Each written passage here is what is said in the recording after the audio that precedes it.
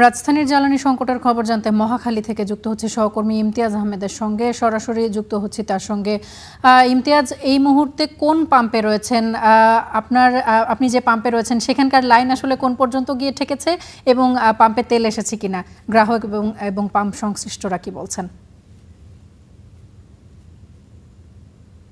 আমার নাম এই মুহূর্তে রয়েছে রাজধানীর বিজয় সরণির যে ট্রাস্ট ফিলিং স্টেশন এখানে রয়েছে এবং আপনি জানেন যে বেশ কয়েকদিন ধরে যে সংকট রয়েছে সেই সংকটের কিন্তু সমাধান এখনো হয়নি এবং লাইন কত দূর এটা আপনি জানতে চেয়েছেন। লাইন আসলে এই যে বিজয় সরণি থেকে লাইন চলে গেছে মহাখালী পার হয়ে গেছে, প্রায় 1 কিলোমিটার বেশি দীর্ঘ কিন্তু লাইন। এবং সেই লাইনের আমরা দেখেছি যে অনেকে এখন যারা এই মুহূর্তে যারা মোটর সাইকেলে তেল পাচ্ছেন তারা মূলত কাল রাতে এসে লাইনে দাঁড়িয়েছেন, তারা আজকে সকালে এসে তেল পাচ্ছেন, অর্থাৎ দীর্ঘ সময় কিন্তু তাদেরকে অপেক্ষা করতে হচ্ছে।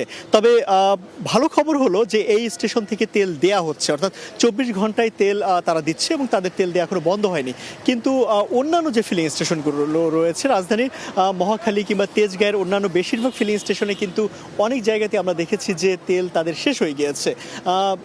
সাধারণত শুক্রবার দিন এবং সাপ্তাহিক যে ছুটির দিনগুলো সেই ছুটির দিনগুলোতে কিন্তু তেলের ডিপোতে তেল সরবরাহ বন্ধ থাকে, যার ফলে আসলে তারা একদিনের যে তেল নিয়ে আসছেন অর্থাৎ বৃহস্পতিবার সেটা তেল শেষ হয়ে গিয়েছে, ফলে তারা অনেক জায়গাতে কিন্তু তারা তেল দিতে পারছেন না। আজকের অনেকে যাচ্ছেন ডিপো থেকে তেল আসার পরে হয়তো তেল দিতে পারবেন। এখানে এখন পর্যন্ত তেল দেওয়া হচ্ছে, তবে লাইন অনেকটাই দীর্ঘ। মধ্যপ্রাচ্যের সংকট কেটে গিয়েছে, হরমুজ প্রণালীও খুলেছে, আর বাংলাদেশে কয়েকটি জাহাজে তেলও এসেছে, কিন্তু তার কোনো প্রভাব কিন্তু আমরা এখন পর্যন্ত মাঠ পর্যায়ে দেখতে পাচ্ছি না। ফিলিং স্টেশনগুলোতে আগের যে সংকট সেই সংকট কিন্তু আমরা দেখেছি আজকের আরও বেড়েছে। এবং গতকালকে যেহেতু শুক্রবার ছিল সাপ্তাহিক ছুটির দিন এবং আজকেরও সাপ্তাহিক ছুটির দিন, ছুটির দিনে সাধারণত ভিড় একটু কম থাকার কথা, কিন্তু বাস্তবতা দেখছি ভিড় কিন্তু অনেক বেশি। কারণ অনেকেই আসলে যারা অফিস শেষ করে অনেকেই চেয়েছেন যে সাপ্তাহিক ছুটির দিনে তারা তেল নেবেন, কিন্তু সেই অবস্থা আসলে খুব বেশি সুখকর নয়, কারণ তাদেরকে 5 ঘন্টা 6 ঘন্টা 7 ঘন্টা কিংবা 8 ঘন্টা অনেকে অপেক্ষা করে তেল পাচ্ছেন। তামান্না, এই ছিল এখন পর্যন্ত সর্বশেষ।